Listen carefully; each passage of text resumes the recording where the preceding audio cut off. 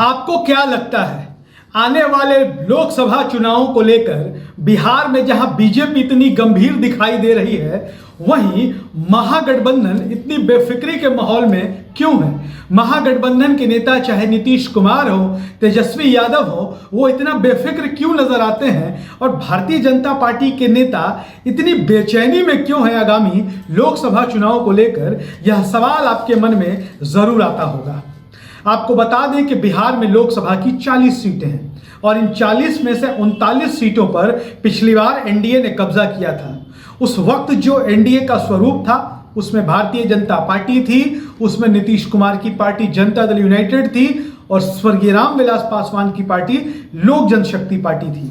BJP और Janata Dal United के बीच बराबर बराबर सीटों का बंटवारा हुआ था। 17 सीटों पर बीजेपी लड़ी थी, 17 सीटों पर जेडीयू के उम्मीदवार मैदान में थे, 6 सीटें लोजपा को दी गई थी। भाजपा जिन 17 सीटों पर लड़ी थी वो 17 सीटें बीजेपी जीत गई। लोजपा जिन 6 सीटों पर लड़ रही थी सभी 6 सीटें लोजपा जीत गई।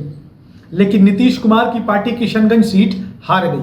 किशनगंज लोकसभा सीट से कांग्रेस के उम्मीदवार मोहम्मद जावेद की जीत हुई। उसके बाद फिर बिहार की राजनीतिक परिस्थितियां बदली और नीतीश कुमार एक बार फिर से महागठबंधन के पाले में है। दरअसल महागठबंधन का जो यह स्वरूप है इससे थोड़ा छोटा स्वरूप था 2015 के विधानसभा चुनाव में।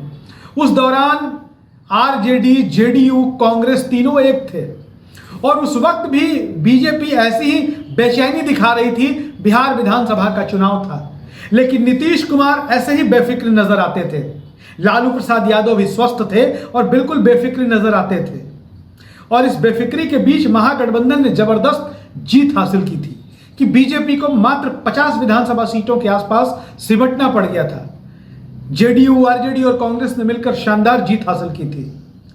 तब के बाद महागठबंधन जो इस बार है उसका दायरा और बढ़ गया है।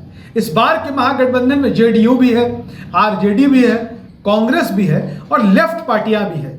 बिहार में कई ऐसी लोकसभा की सीटें हैं जहां लेफ्ट पार्टियों का बड़ा प्रभाव देखने को मिलता है। इसी वजह से नीतीश कुमार हो, महागठबंधन हो, महागठबंधन के नेता बिहार को लेकर विश्वस्त और आश्वस्त नजर आते हैं। दूसरी ओर जब आप बीजेपी के नेताओं को देखें, चाहे वो दिल्ली से चल के नेता आ रहे हो, चाहे वो बिहार के नेता हो क्षेत्रीय, उन सबके चेहरे पर आपको एक तरीके का गुस्सा, उत्तेजना, आक्रोश जैसी चीजें देखने को मिलती हैं। लेकिन नीतीश कुमार जब भी नजर आते हो, आपने देखा होगा अभी हाल फिलहाल सम्राट अशोक की जयंती थी, वो मीडिया के सामने आए। नीतीश कुमार कई मिनट तक मीडिया के सवालों का जवाब देते रहे। नीतीश कुमार के चेहरे पर वही चिरपरिचित मुस्कान थी, जिस मुस्कान स्माइल के लिए नीतीश कुमार जाने जाते हैं। वही बेफिक्र भाव था, वही हरफन मौला वाला अंदाज था जो नीतीश कुमार का अक्सर दिखाई देता है और आत्मविश्वास से लबरेज बॉडी लैंग्वेज नीतीश कुमार का था। क्योंकि नीतीश कुमार को लगता है कि महागठबंधन की जो एकता है वो 2015 से भी ज्यादा अच्छे चुनाव परिणाम दे सकता है। 2015 के बिहार विधानसभा चुनाव से ज्यादा बेहतर दे सकता है क्योंकि महागठबंधन का दायरा बढ़ा है। महागठबंधन में अब जीतन राम मांझी भी हैं। और 2015 के विधानसभा चुनाव की एक और बात आपको बता दें कि उस वक्त भी बीजेपी के साथ उपेंद्र कुशवाहा थे, उस वक्त भी बीजेपी के साथ लोजपा थी, बावजूद बीजेपी कुछ हासिल नहीं कर पाई। और चिराग पासवान की पार्टी लोजपा और उपेंद्र कुशवाहा की पार्टी रालोसपा का तो खाता खुलने में पसीना छूट गया था। बीजेपी ही जैसे तैसे इज्जत बचा पाई थी।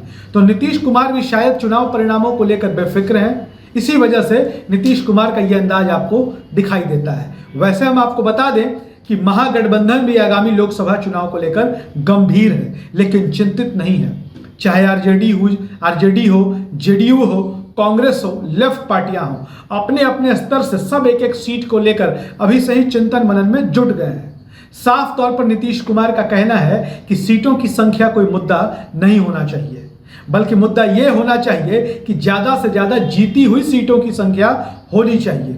और नीतीश कुमार का लक्ष्य बिहार में 40 की 40 सीटों पर जीत हासिल करना है और इसके लिए सधे तौर पर सोशल इंजीनियरिंग जो होता है जातीय समीकरण, जो बिहार की राजनीति का सच है, जिस पर बीजेपी भी काम कर रही है, नीतीश कुमार भी एक बहुत ही राजनीति के तपे तपाए और माहिर खिलाड़ी की तरह सारी राजनीतिक गतिविधियों पर निगाह रखे हुए हैं और एक एक कर वो सभी सीटों को लेकर अपनी रणनीति बना रहे हैं, जिसका नतीजा चुनाव परिणामों के बाद ही पता लग सकेगा।